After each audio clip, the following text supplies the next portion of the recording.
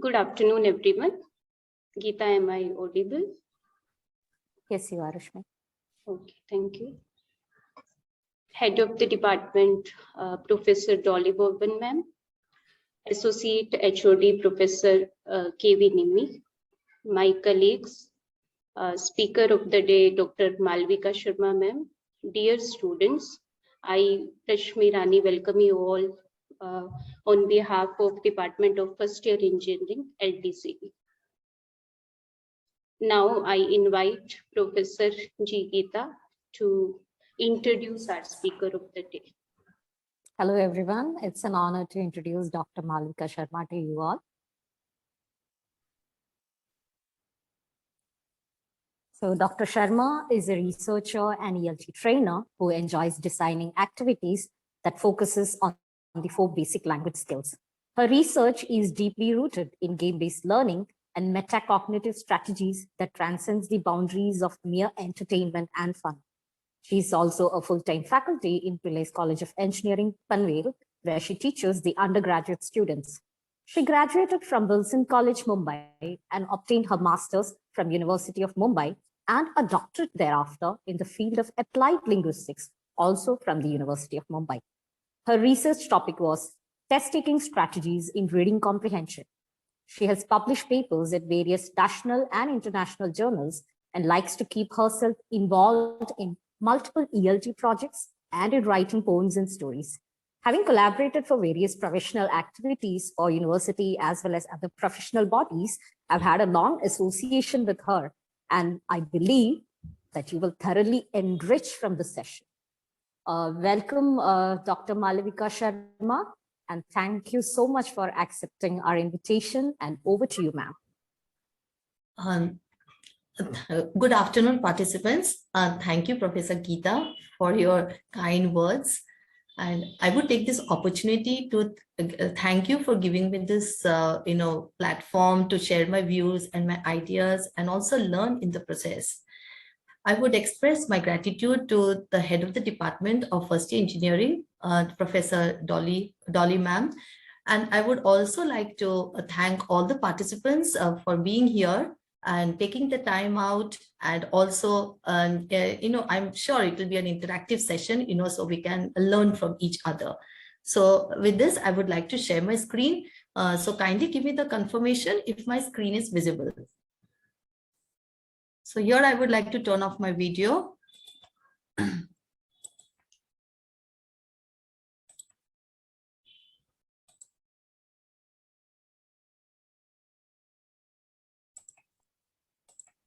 Yes, ma'am, your screen is visible. Okay.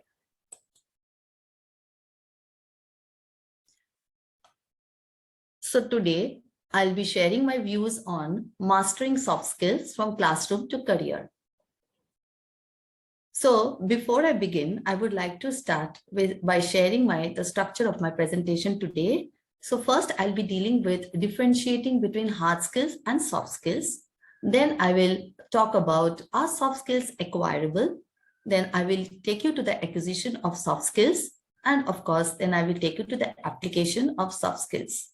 So before I even start, differentiating between hard skills and soft skills, I would request the participants to kindly be a part of this activity. So I hope you're ready with your notebook and your pen. So what you have to do is, I have a list of skills over here. I want you to arrange the skills on the basis of this given matrix over here. So there are 2 categories, the soft skills and the hard skills. So I want all of you to segregate the skills that I have over here and put it in the appropriate category. So I'll give you a minute for that. Yes, participants, I hope you have all done it. And as per this matrix, I'm sure you must have arranged it in this manner. So under the soft skills, we have the leadership skills, we have negotiating a contract, we have adaptability, flexibility, open-mindedness, critical thinking, time management. Under the category of hard skills, we have copywriting, server maintenance, HTML or JavaScript, accounting and finance, language skills, and graphic design. So we have been able to differentiate between the soft skills and hard skills, but we need to exactly understand what is the difference between hard skills and soft skills. So for this, I will be explaining to you here. You can see this man over here who has all the kinds of instruments with him. So for any particular job that you apply for, you require a knowledge of how to handle these instruments. So, for example, an electrician, or when he applies for the job of an electrician, he has to be able to handle how to use the drill machine or use the hammer, for example. Similarly with the plumber also. So we understand that these hard skills are skills that we can see. They are tangible, and moreover, we can also get a job because of these hard skills. So I can also say that hard skills are quantifiable and they are certifiable as well. Then what are the soft skills? The soft skills is when we communicate with people, and they are also called as people skills. So what do we do when we are communicating? When we are communicating, we are actually trying to express our emotions, express our feelings, express our the mannerisms, our behavior, our facial expressions, all this kind of non-verbal expressions that we go for. And so when we are doing it, we tend to express whether we are comfortable with that person, or we are not very comfortable, we do not like that person. All this is expressed through soft skills. So soft skills, which are called as people skills, because we cannot live in isolation. We have to interact with people all the time. So when we're interacting, we have to take care of our personal habits. We have to take care of our the way we behave, the way we stand, the way we sit. All this we have to take care of. So these are called as soft skills. And everyone knows that once we get a job, it is essential for all of us to be a part of the organization, not only just by doing the job, but also by building relationship in the organization, by trying to understand others and also be understood in the process. So I will say that soft skills are the personal habits that helps in career advancement. So having understood the difference between hard skills and soft skills, now it is equally important for us to find out what do people say about soft skills. So I have a famous quotation over here by M. Scott Peck, and he says that what people get admired and appreciated for in a community are the soft skills: their sense of humor and timing, their ability to listen, their courage and honesty, their capacity for empathy. So now I will try and tell you about the difference between soft skills and hard skill with the help of a factual information. So it is a fact. So here, you can see the pie diagram. Here you can see that 85% of your success is associated with soft skills, whereas 15% is associated with hard skills. Now, a research was conducted by Harvard University and Stanford Research Center, where it was concluded, they found out that 85% of job success comes from having well-developed soft and people skills, and only 15% of job success comes from technical skills and knowledge. So we can understand the importance of soft skills. But the question now arises, can we acquire the soft skills? So here I come to the next part of my presentation today. Are soft skills acquirable? So before we understand whether soft skills are acquirable, let us first understand the difference between innate qualities and acquired qualities. Innate is something that we are born with, that is an inborn quality. So for human beings, the reflexes are innate, and whereas acquired means that is what we learn. So we learn from our parents, we learn from our teachers, we learn from people around us. So whatever we learn, that becomes an acquired skill. So for example, we learn how to swim, we learn how to walk, we learn how to talk. So these skills, when we talk about skills, we say that it is acquired. So therefore, nobody is born with the ability to swim. Nobody is born with the ability to talk. Nobody is born with the ability to lead a team. It is all acquired. So soft skills are acquirable. So having said this, now I would like to take you to the next part where I will say that where do we acquire the soft skills? The first and foremost place is that we acquire all the soft skills at home. Right from a childhood, our parents tell us that this is the way you have to sit, this is the way you have to stand, this is the way you have to eat your food. Everything we are given training right from a childhood. That is how the child learns. And moreover, as we grow up, our parents tell us that this is the way you're going to behave with your elders. This is the way you're going to greet the elderly people. And this is the way you're going to build friendship. You're going to talk, you're going to play in this manner, you're going to see to it that you do not hurt the emotions or the feelings of others. This is what we have learned at home. The moment we go to the classroom, we meet so many people who come from, so many students, they're from different regions, they're from different parts of the country, with different economic background, with different, learning styles, okay, culturally different, cultural background is different. So all these differences, there is also difference in terms of greeting. For example, in North India, people will fold their hands and say namaste. Whereas in a cosmopolitan surrounding, people will greet in terms of a handshake or just say good morning or good afternoon. So this is how it is. There's a difference, and we tend to acquire this difference. We tend to observe this difference, and we tend to learn that we can greet a person in this manner also.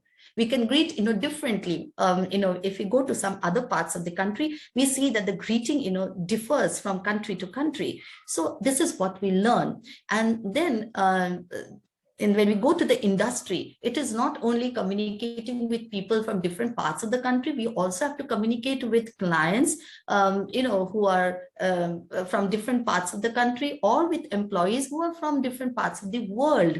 So therefore, the horizon of learning things, learning how to behave, it widens.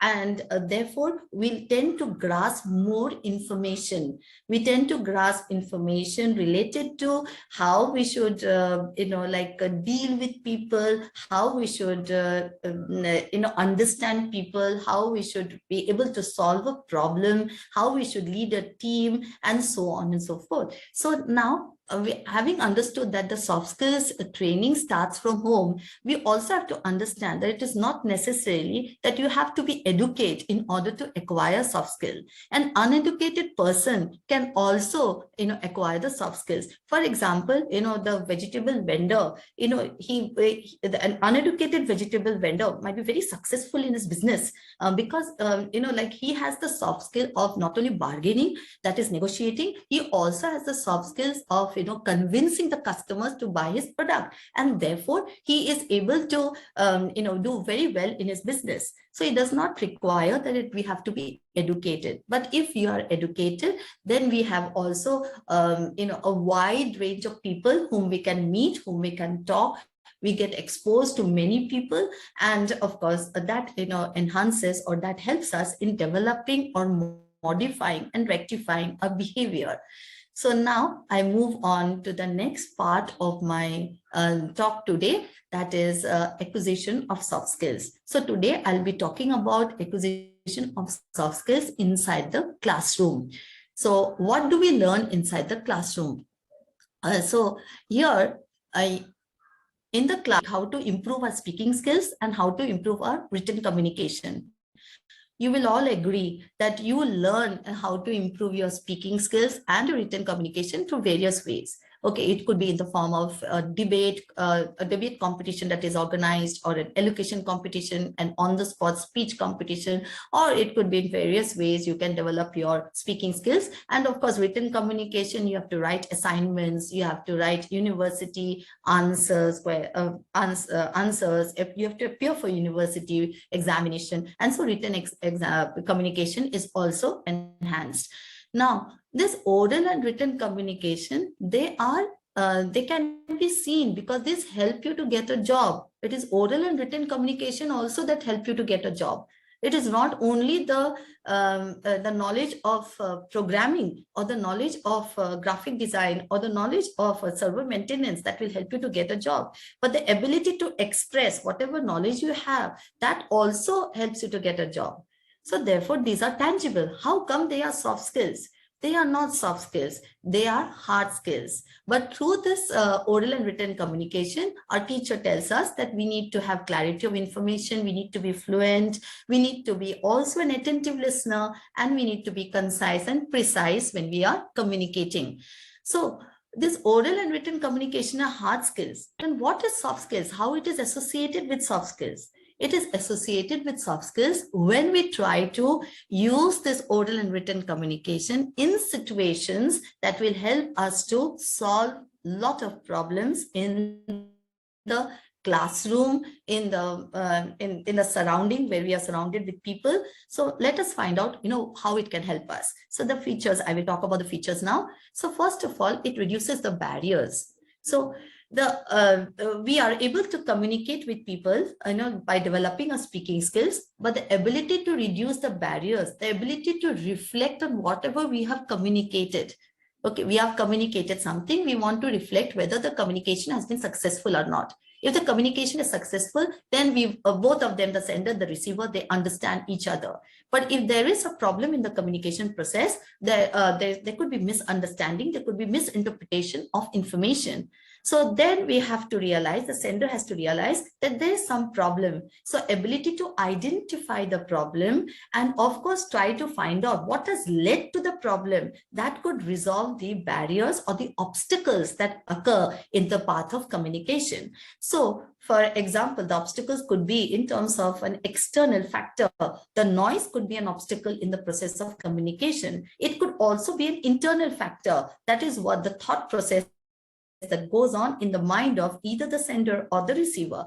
For example, the receiver could have a thought, or the receiver could be biased about something. For example, the receiver could be biased about the sender. The receiver could have a wrong impression or a perception about the sender. And this perception or the bias that he has about the sender could ultimately lead to the misinterpretation of information, because he will not be listening attentively, and every time he listens, he will be drawing conclusions that are not supposed to be drawn, that are not supposed to be identified. And so there is a miscommunication that takes place in the process. So the ability to reduce the barriers will all depend upon your soft skills, will all depend upon how you behave, how you interact. If you keep on frowning, okay, if I keep on frowning all the time when I'm communicating with my colleague, with my superior, obviously I am not using my soft skills in order to build relations. So the next thing, when the barriers are overcome, you are able to minimize the barriers, then obviously you have a job satisfaction. You feel good about yourself, that you are being understood and you are also able to understand others. You feel good about yourself, and that leads to job satisfaction. And obviously it also leads to a sense of security.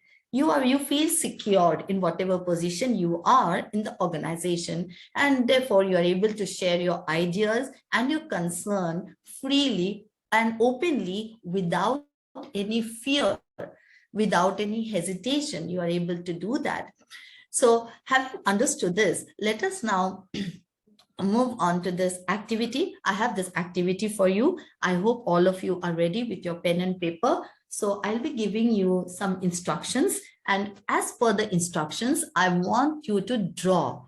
So keep drawing as per the instruction. So I will give you two set of instructions. So you can compare and tell me which set of instruction was a good or which set of instruction was appropriate in this particular situation. Okay, so if you're ready, I will begin right now. Okay, so the first instruction: draw a rounded corner rectangle at the center of your page. I hope you have understood. Draw a rounded corner rectangle at the center of your page. Next, inside the rectangle, draw two circles horizontally placed. Next, draw a curved line at the center of the circle. Next, at the top of the rounded corners of the rectangle, draw two small triangles. They have to be outside the rectangle. At the top of the rounded corners, outside the rectangle, you have to draw two triangles. I hope you have completed it. That is the first set of instruction. Now, I will give you a modified set of instruction. It will be the same drawing that you will be doing, but with a modified set of instructions. Now, you have to tell me whether, which particular set of instruction was helpful or it benefited you while drawing that particular object. Okay, the center will be vertically placed. Draw a rounded corner rectangle at the center of your page, vertically placed. Inside the rectangle, draw two circles horizontally placed. The circle should be drawn 0.6 centimeter from the top of the rectangle. Draw a curved line 1.5 centimeter from the two circles. And the curved line should be placed at the center of the rounded rectangle. At the top of the rounded rectangle or rounded corners of the rectangle, outside, you have to draw two small triangles. So I hope you have completed the activity. Can you tell me now? One of you can unmute and then tell me which set of instruction was appropriate, and it will be, if anybody can tell me which set of instruction was appropriate, if you can do it, or I'll share my video and I will show you the picture that I intended. If this is the picture, I hope all of you can see the picture over here. This is the picture that I intended. Is it visible? Is it visible? Can you see? This is what I intended.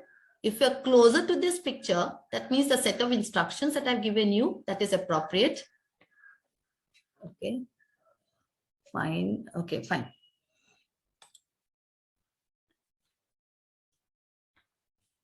Okay. So now I would say that if you're closer to that picture that I showed you, if you're that means I have given you appropriate instructions. But if you're not closer to the picture, that means my instructions were not appropriate. I need to modify my instructions. Then on the part of the receiver, it is equally important that the receiver pays attention to what the sender is saying. It cannot be a one-way process that the sender, keeps on modifying his or her, ability to communicate, whereas the receiver can do anything. The receiver also has to take the efforts to be attentive, to listen to the receiver, to the sender appropriately, and also take the efforts to understand what the sender is communicating. So this is the way, we can enhance our ability to understand others and also be understood in the process. So having said this, I will now move on to the next part of my talk, that is non-verbal communication is also something that we acquire in the class. Now, non-verbal communication, what we acquire in the class is the theoretical aspect of non-verbal communication.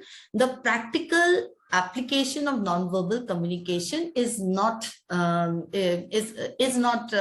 actually asked in the class, or we are not trained in the practical application of non-verbal communication. So in non-verbal communication, we all know it, or that we do not use words when we are communicating through non-verbal means, the facial expressions, the gesture. Now, this non-verbal communication is actually related to soft skills. So when we are using our, the body language, or we are using the gestures, hand movements in order to communicate our emotions, then of course we are trying to build relations with with the people around us. So now let us move on to the next part, the features of non-verbal communication. So I'll be dealing with some of the features over here. The most important features. The first is the facial expression or the facial displays. Now the facial expressions could have many interpretations, but we have to interpret the facial expressions on the basis of the context and not on the basis of just observing the facial expression. So it will how we interpret the facial expression. So sometimes, like a good morning to the person, my face, but my smile might be a forced smile because I am, experiencing certain discomfort. And so therefore that could be clearly observed by the other person, actually lead to like problems. So the other person needs to understand the discomfort and try to help me out with this particular discomfort. So person better in terms of their suffering, in terms of the pain, in terms of their happiness, in terms of so, for example, you have different interpretations of facial expressions, and of course, it has to be interpreted on the basis of the context, as I told you. Now, the second aspect that we move on to is eye behaviors. Our eye movements, indicate whether we are truthful, whether we are confident, whether we are trustworthy, or whether we are feeling guilty. So it is very important. So for example, when we are communicating with a person and it is not able to maintain eye contact with us, that means that person is having a guilty feeling, and that is why he's not able to have eye contact. So when we are communicating with anybody, we need to maintain eye contact with that person. And this eye contact will help us to express that we are listening to that person attentively. We are also being, confident about what we are doing. And of course, it is very crucial for building relationship. And it conveys confidence, as I told you, leadership, engagement, and it shows that we are listening. Next is the movement and gestures. Now the gestures, as I told you, depends on the hand movements. Now the hand movements are very essential because what we are doing with the hands conveys, how comfortable we are when we are communicating with the people around us.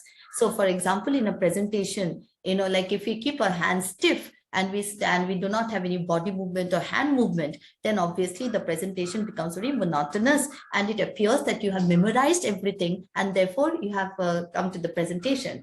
So in order to avoid such a situation, in order to make it a little more interactive and interesting, we tend to use a hand movements. A little bit of hand movement is all right. And we can become more expressive. We can express our thoughts using the hand movements.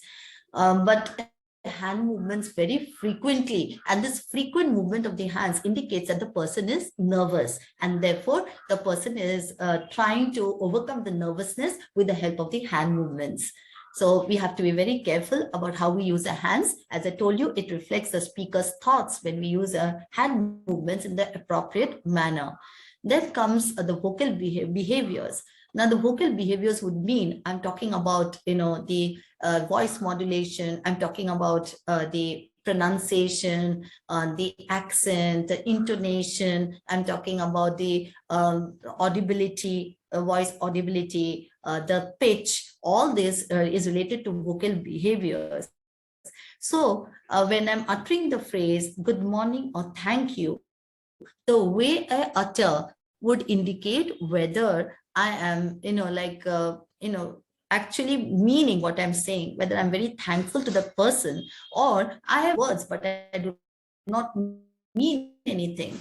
So my, behavior, my audibility, my tone would indicate whether I like a person or whether I genuinely, I'm interested in building relation with the person and so on. So the vocal behaviors helps in figuring out and expressing emotions. And it is a very important aspect when you're talking about soft skills. So now let us move on to the next part, that is activity 2. Now in activity 2, I will be showing you I'll be doing something and I want you to follow whatever I am doing. And after that, you please let me know what is your reaction to it. So I hope you can see me clearly. Okay. So what I'll be saying, I'll be speaking as well as I'll be using my non-verbal hand movements and non-verbal expressions. So please, while you're doing this activity. So first of all, I want all of you to put your hand on your head and then take your hand to your nose and then to your chin. Head, nose and chin. And then we'll do the reverse now, is the chin, nose and head, chin, nose and head. So now I will again repeat the same thing. Head, nose and chin, head, nose and chin, chin, nose and head. Okay. So now I hope you have all done it along with me. So you get a fair idea that when we are using words and at the same time you're using a non-verbal means of expression, if we do not use and they're not synchronizing with one another, they are not matching, then of course there could be misinterpretation and misunderstanding. It could lead to confusion in the minds of the receivers. So therefore, whatever non-verbal expression we use, we have to consciously make an effort to use it appropriately, to use it effectively, so that people can understand and interpret the information accordingly. So the ability, we want the receiver should be able to interpret the information correctly and not interpret it incorrectly. So therefore, we have to consciously make an effort to work hard on a non-verbal expressions as well. So with this, I would like to move on to the what we learn in the classroom is teamwork. Teamwork is the ability to work in a group and ability to perform given by the teacher in a group. So we have group activity that is assigned by the teacher. We have, like assignments that needs to be done collaboratively. We also have, people, working in teams in terms of, doing a project or doing doing a sample, writing a proposal, so giving a presentation together. So all this is related to teamwork. Now teamwork is something that we all we are all engaged in, or we learn in a class itself. Now I have observed my students, what they do is they during just before the examination, they sit together and they have a discussion about what sort of questions they're expecting or anticipating, and accordingly they tend to teach one another, and that is why the discussion takes place, and that is why they enhance, or rather they perform well in the examination. So the teamwork, let us find out what are the features of teamwork. Now, the first feature of teamwork is having clear goals. So the goals has to be clear. That is, goal understand what is the task that is given to us. So understanding the task is very important. And also, what is the goal? What is our goal? How do we achieve the task? Our goal is to achieve the task, but how do we achieve the task? So once we understand what is expected from the task, we will try and find out the different ways that we can achieve the task, the different methods that we can achieve the task. And accordingly, we can assign responsibility to all the members, or we can delegate work to all the members to complete the task. This is how it can be done. So for example, when we are doing all this, it helps trigger new behaviors. What are the behaviors it triggers? The behavior of confidence, the behavior of delegating work, the behavior of being a responsible person. All these behaviors are triggered, and also it helps us to remain focused, and it promotes a sense of mastery and confidence. Now, next we move on to the strong leadership. Leadership is very important. Without a leader, a group may not be able to achieve its goal. So when you are divided into a team to have leadership qualities, or you necessary for you to have a leader. So who can become the leader? The leader is the one who is able to understand the objectives of the task that is given, who has a knowledge of how to execute the task, and who is able to treat all the members equally without any discrimination, and also is able to motivate the others in terms of and the behavior, in terms of the opinion. He's able to motivate others to perform the task, and he's also able to encourage everyone to come up with their ideas. So this is the role of a leader. So the leader will help to bring out the best abilities in his or her team members, and it will motivate his team members also, and also keeps his team members focused to avoid delays. Of a good leader. So the leader always attracts, the other members, inspires, and also retains as much talent. Just imagine if the leader was biased towards a particular member, the member, no matter what kind of ideas, or he will not want to share his ideas, because he knows that he is being encouraged or he is being ignored and neglected. So that is not the sign of a good leader. Will always include everyone in the process or in the task. Let us move on to the next aspect. So when we are talking about teamwork, it is evident that all the members in the team, they have to help one another and communicate openly. So it is essential that it is that suppose if I'm good at something, I should be able to help the other person so that he is also able to do that efficiently. So most of the time what happens in actual situation is so if I know something, if I don't want to share my ideas with others, if I don't share my ideas with others, then I work individually. I can never work like perform in a team, or can never get involved in a team. So therefore I will be totally isolated from the rest of the people. So in order to be involved in the team, it is essential that we communicate openly. So the leader will will give the opportunity, will motivate, encourage everyone to communicate openly, and which also indicates that all the members of the team, they're empowered and they have no fear. They can communicate openly. And moreover, it also helps them, to become more trustworthy, to become more efficient, and also it helps them to become more assertive process. So this is the way, the team should work.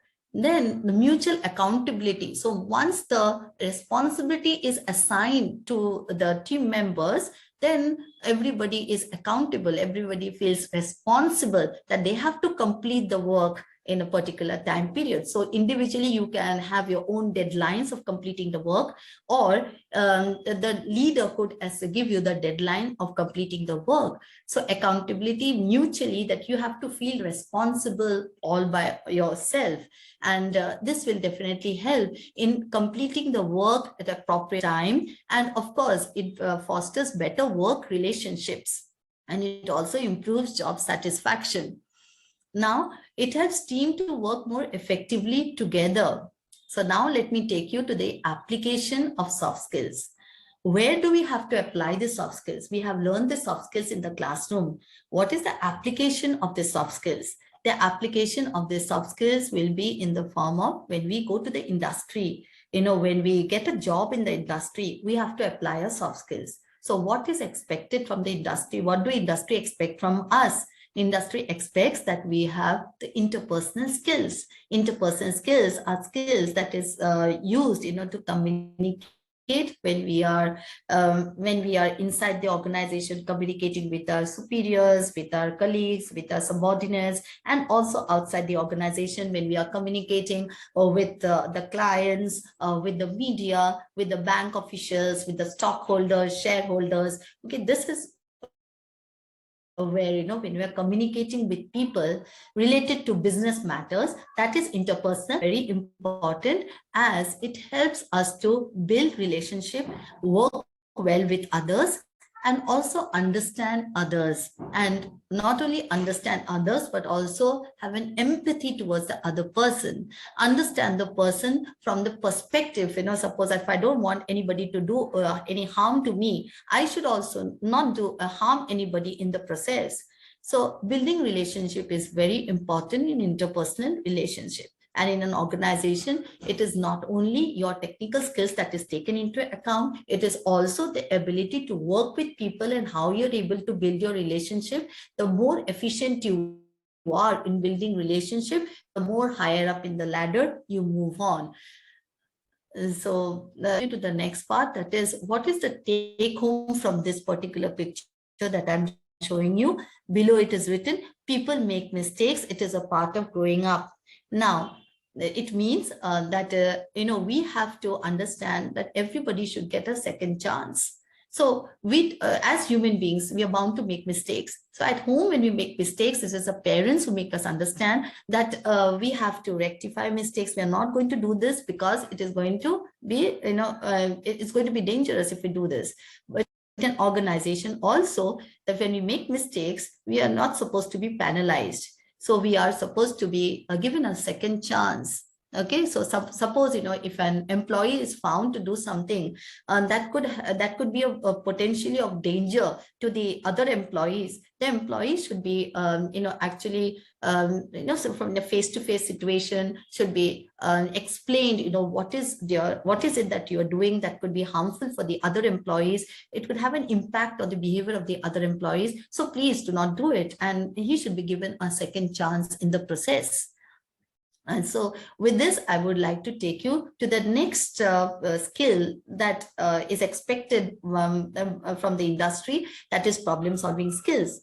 So industry expects that, employees should be able to identify the problem, and employees should also come up with a solution to the problem. So that is very important. Now, when we are talking about problem solving skills, let us discuss certain features of the problem solving skills.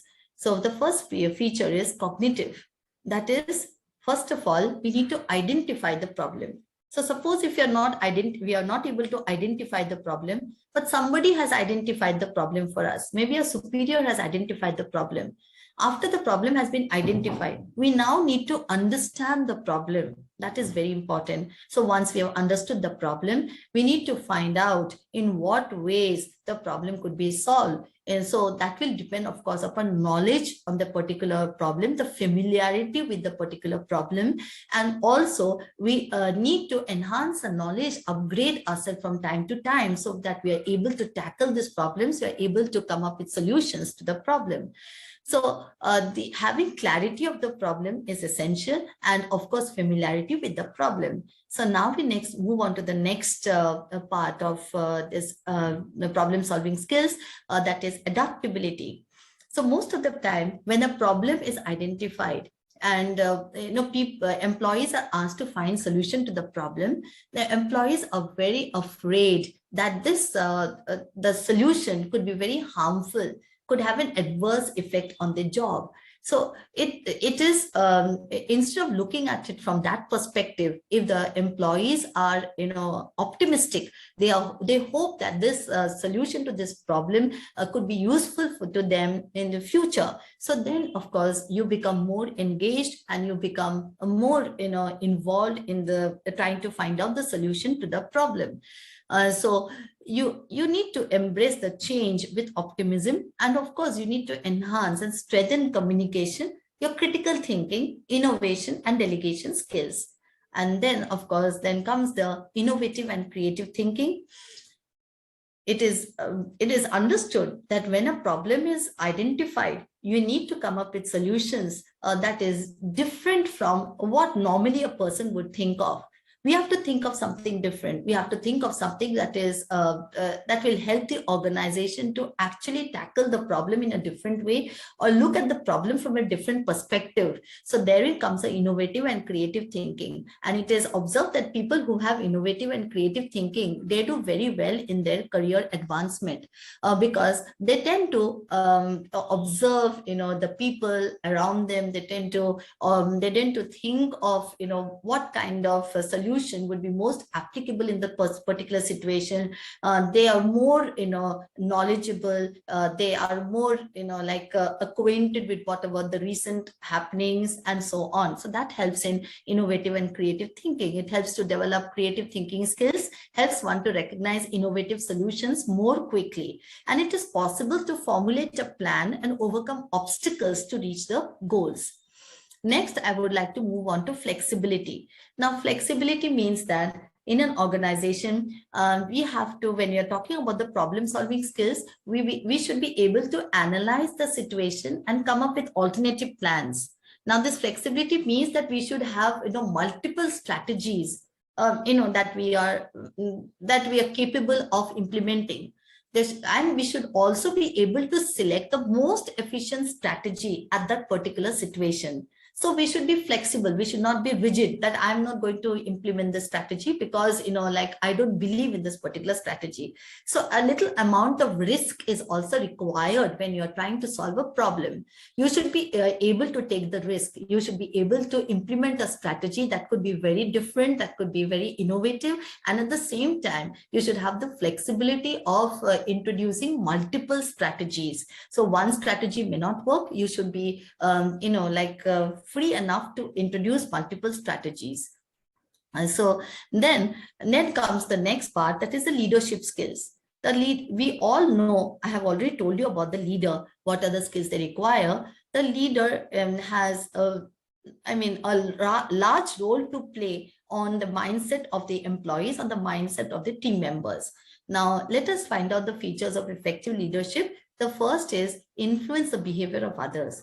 A good leader, an effective leader, will influence the behavior of the other employees or in his team, or in terms of his behavior, in terms of his attitude, in terms of his body movements, in terms of his tackling a problem, in terms of encouraging everyone to be a part of the discussion, or encouraging a person who is shy, who is hesitant to answer, motivating the person to come forward with their answer, and so on.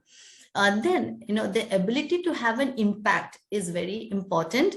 And of course, having influence on others is based on trust. So if the leader is more trustworthy, then obviously, the person also, all the employees, they become more, efficient in their work. So the amount of trust that you have on the leader will finally determine how efficient you are in your work. Then comes the next concept, that is continuous process. Now, leadership is a continuous process. That is, the leader, cannot handle the work alone. He needs his followers, and it moves on. So for the leader delegates the work to all the employees, to all the team members, and then he also monitors to what extent they are able to complete their work. So this is how you guide your employees every time, and also monitor them, and you make sure that the employees are not deviating from their work, deviating from their goals.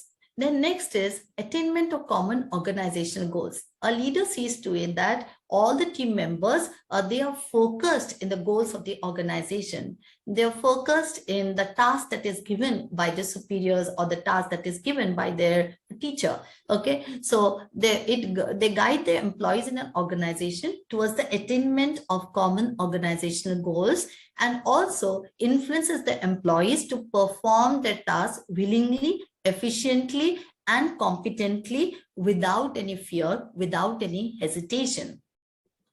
Then comes the leader is always dependent on the situation. The leader understands that he or she is dependent on the followers, and the followers are dependent on them.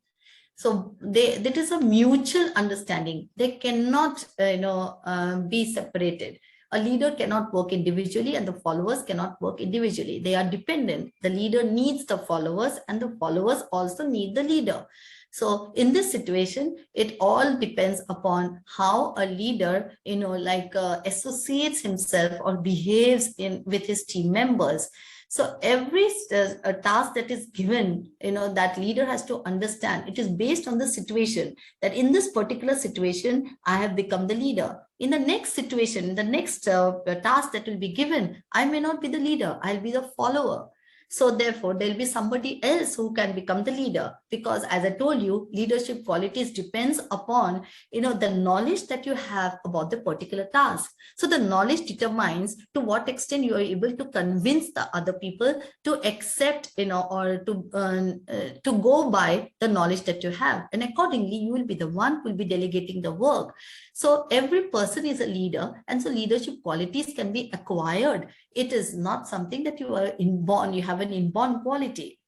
So next we move on to the conflict resolution and negotiation. Let me explain to you the concept of conflict. You might be already knowing that conflict means that when two people, when they come from different backgrounds, or they come from having a different set of ideas, different set of goals, when they come in face to face to one another, there is bound to be a difference of opinion. So I have a different opinion and my friend, my colleague has a different opinion. So there is bound to be a misunderstanding or a misperception, and this leads to conflict. So we need to find out, our soft skills will help us to solve the conflict, and also we can go ahead with negotiation. So let us find out what are the ways to resolve conflict. So first thing we have to understand, the conflict is a process. So when I'm talking about conflict as a process, first is a negative perception. So first, when the two people meet one another, there is always a negative perception in terms of, the behavior of the person, the dressing style of the person, the body movements of the person, all this, you have a negative perception. The second is you want to be in competition because you feel, that you have an upper hand. You want to show off that you have an upper hand, so you can do better. So therefore, you want to compete with the other person. The third step is you want to collaborate. After competing, you realize that maybe, it is not helping. So why not collaborate and do something for the organization? So you start collaborating, you start working together. Then the fourth is, of course, you need to compromise. After collaborating also, you find that it is not helping you. So then you compromise. You allow the other person to take the upper hand. And after compromising, if you feel that still you cannot work with the person, then you avoid the person in the organization. You avoid, raising the issue. You avoid, thinking about the issue that has led to this negative perception, or that has led to this miscommunication. And that is how, you overcome the conflict. Okay, so now let us move on to the next concept, that, we have to understand the conflict is inevitable. No two persons are the same. It is bound to occur in an organization. It is quite a natural phenomenon. It is something, that we see in our everyday life. In the class also, amongst your friends, you might be seeing that you have a different opinion with your friends, and you tend to resolve that opinion by accepting the opinion of the other person. So when we are talking about conflict in an organization, employees also have to accept the opinion of the other person and resolve the conflict. So then next is conflict is a normal part of life. It is inevitable. Because of incompatibility, we have conflict, and that leads to conflict, and we have to understand that. If we understand that, then conflict can be managed in the proper direction, and it can be actually a very good tool in order to encourage participation of the employees, in order to encourage the involvement, and also to encourage innovative and creative ideas. Then comes the perception. So what we perceive and think affects our behavior and our attitudes and communication. So we have to be very careful. So we are perceiving something, and what we are thinking, that the perception itself, could be a wrong perception. So we have to reflect on our perception. We have to reflect on our thought process, and then accordingly, we have to change our behavior. So this is the way we are going to build relationship in an organization. And then comes the ways to resolve conflict. So we can resolve conflict in the following ways. First is we have to be accommodating. So if you are accommodating, that is, we allow the other person to also speak, to also come up with their views and accept the views of the other person, acknowledge that they have shared the views, and of course, thank the person for sharing the views, then we can definitely resolve the conflict very easily. This is a strategy where one party gives into the wishes and demands of the another and helps in preserving relationship.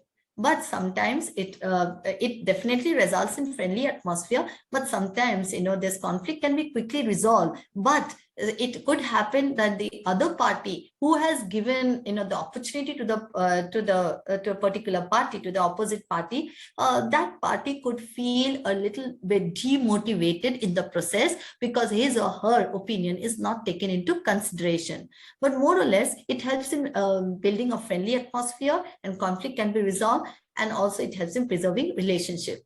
Then comes the next part, that is the compromising. When we are compromising, we attempt to balance the needs of both sides in a conflict by encouraging everyone to give in some points. So there is a balance is maintained. It is not that we are dominating the entire scene. We are speaking all the time and we're not allowing the other person to speak. We allow the other person to also communicate, to come up with their own ideas. And that is how we are encouraging everyone to come in with some points. And then it could be very time consuming, of course, because when we are allowing everyone to speak, it could be time consuming. So, but nevertheless, it is a very good way of resolving conflict. In fact, compromising requires more of people skills. That is more of our non-verbal expressions, or more of our, behavior, rather than, conflict resolution techniques. And then comes the next point, that is collaborating. So when we are collaborating, we can also resolve the conflict. So when we try to, build relationship by collaborating our ideas, our thoughts, collaborating our, or accepting the different opinions that the other people are, bringing forth, and using that, so that is how we can overcome this conflict. So it requires knowledge of the other parties. So we need to have knowledge of the other people who is involved in the process of conflict. And of course, we need to, first of all, identify what is the root cause of the conflict. What is it that has resulted in conflict? And then comes the next part, that is competing. We should be able to compete with one another. But in this particular strategy of resolving conflict is a one-way strategy, because here we give more importance to our own needs and over the needs of others. So this is a temporary solution. It cannot be a permanent solution. And most of the time, this solution is implemented, when the superior wants to exercise his or her power, and therefore tries to resolve the conflict in this manner. So you are trying to force upon your opinion, or you're using your power in order to force someone to accept your opinion over the needs of others. So this is an aggressive style of communication, and there's a low regard for future relationships. So it does not help you to build relationship. In fact, for the time being, you can resolve the conflict by exercising your power. Then comes the next point, that is avoiding. When nothing else happens, it is best to avoid, that particular, idea or the particular perception that has resulted in conflict. Sometimes you can avoid it directly, or in confronting the issue at hand, or sometimes you can try and change the subject and thereby avoid the entire situation that has led to the conflict. So you can put off the discussion until later, and of course you need not bring up the subject that has led to the conflict. So with this, now I take you to the next part of my talk, that is negotiation. Now, negotiation, according to layman terms, is the concept of bargaining. When we are bargaining, when we go to the shop to buy a product, we tend to bargain with terms of the price. We want it at a lower price from the price that is quoted by the seller. That is bargaining. At home also, we tend to bargain about which TV serial or the TV program that we would like to watch. And so bargaining is a part of our life in all aspects, at home or when you go out, everywhere, bargaining is a part of our life. So there are certain features of negotiation, of course. Negotiation, as I told you, is inherent qualities that help two or more parties agree to common logical solution. So how can we do that? So first of all, we have to understand that in negotiation, the two parties should be involved. So each party, should take turns in coming up with their points, or we're coming up with their opinion, or with their choices, and that is very important. So both the parties should allow one another to come up with their choices and their opinion.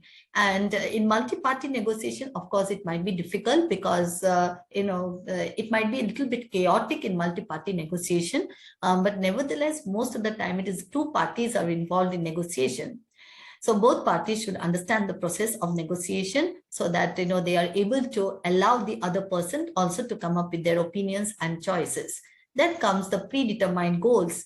Now, in every negotiation, the parties should come prepared, for the negotiation process. That is, they should be able to identify what is their goal. So once they have a particular goal in their mind, and accordingly, they can initiate the process of negotiation, or they can continue with the process of negotiation. If the goal is not predefined, then it becomes difficult because you could be deviating from your goal, or you could land up in such a situation that you have nothing else to contribute. And so therefore, you might be a loser in the process. So if you want a win-win situation, that is both the parties should win in the process, then both the parties should come prepared, or identify their goals, and that is how they can proceed with the negotiation.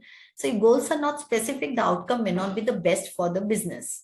As I told you, you could be deviated, you don't know, you may not be able to come up with new points.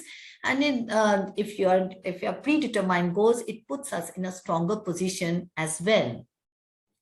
Then the next concept is expectation of outcome. Before the process of negotiation starts, it is essential that we should come up with an expectation. We should have some expectation of outcome.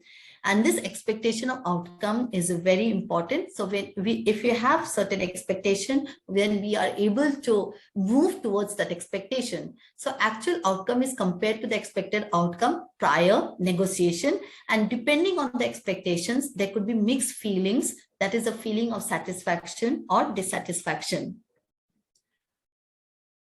Then the next point that I would like to say is willingness to compromise.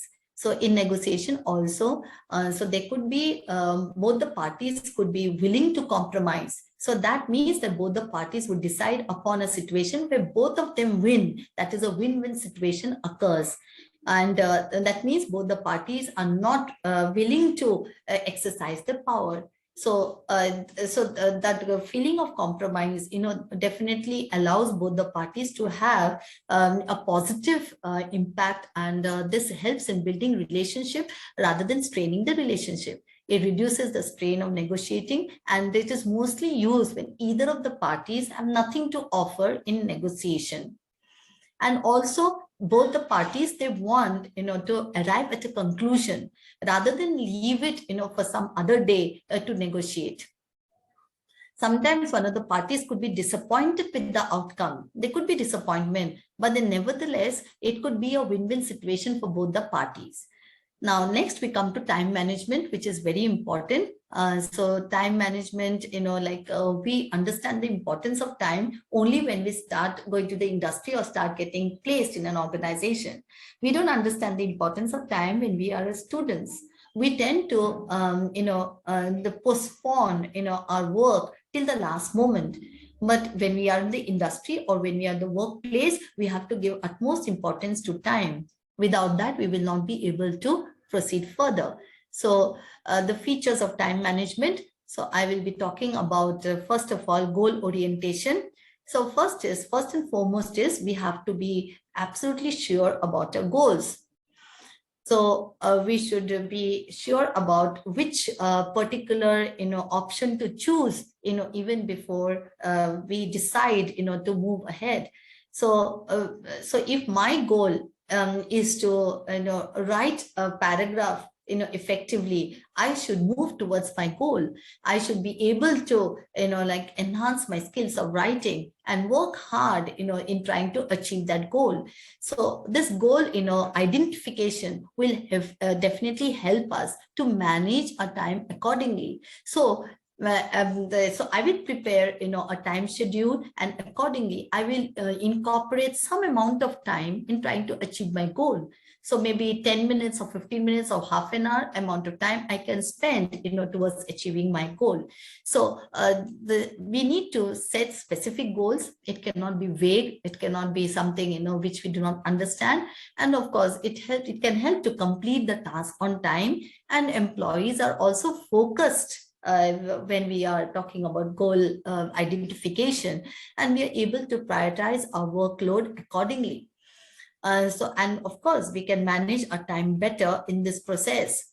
The strategic scheduling. So we have to understand that we have to go for strategic scheduling. So we have to implement certain strategies and we have to schedule our work accordingly. So according to the priority, we have to include, we have to give importance to that particular work, and we have to also give a deadline for the completion of that work.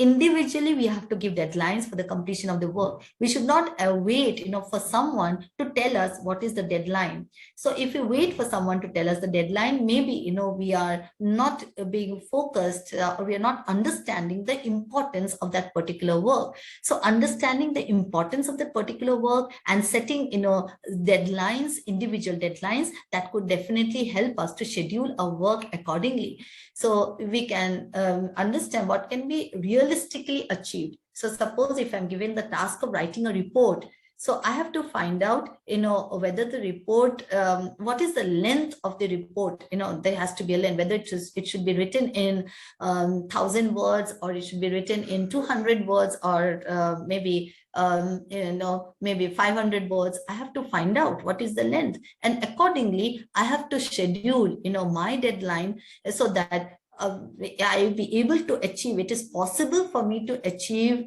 or to complete writing the report within that particular deadline. And it helps us to work steadily towards our goals. Scheduling helps us to work, stepwise, very carefully. We can move towards our goals. And also, we need to be clear with our purpose. And it helps us to avoid delay in work. Then the next point is we have to prioritize our activities, give priority on the basis of the importance of the work that is assigned, on the basis of the deadline that is given by our superiors. So as per the priority, definitely we can land up in better quality of work. We can give, better quality results. And of course, it helps us to remain focused also, and it reduces the distractions in the process. Because if you're focused, we will never get distracted with any kind of disturbances, external disturbances or internal disturbances. We will not give importance to any other factors. We'll only give importance to that particular work that needs to be completed, and we understand the importance of the works on the basis of the goals of the organization. And it increases the efficiency and effectiveness of the particular employee. Then appropriate delegation. It is important that we are able to delegate our work appropriately or effectively. So most of the time what happens, we single-handedly, we have to try and understand that we cannot work single-handedly in an organization. Because of the kind of work that is there in the organization, we need to work in a team, we need to work with people around us. So we need to be able to delegate the work to other people so that the work can be shared and it can be done more effectively. So it helps save time, of course, for management, and it allows more work to be completed faster. Then comes the next is emotional composure. So sometimes what happens when a lot of work, when we see, there's so much of work, so we do not know, we tend to get frustrated, we tend to get stressed. So we do not know how to handle our emotions. So if in this particular situation, if you are able to, first of all, in a cool mind, if you're able to list the importance of the work, list to try and find out which is the most important work which needs to be completed faster, and which particular work we can actually give it to someone else. That is, we can delegate the responsibility to one of my colleagues or to one of the subordinates, and that is how we can complete the work.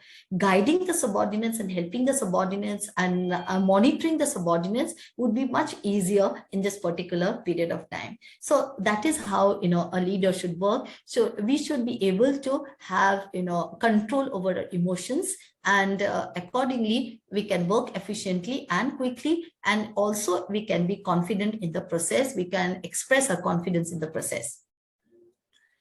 So let us now find out what are the practical uses of soft skills.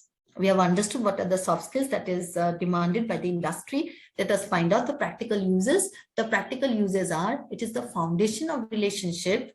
And then the next is it creates trust and dependability. And the third is we can lead a team when we are using the soft skills, because we ought to believe in ourselves first before we can expect the others to believe in us. If we believe in ourselves, then we can proceed with our work more efficiently. We can be a good leader, and that belief will only come only when we acquire the information, we upgrade ourselves. We tend to learn more and more, and tend to observe other people, how other people are doing things, how other people are solving the problem, and learn from them also in the process.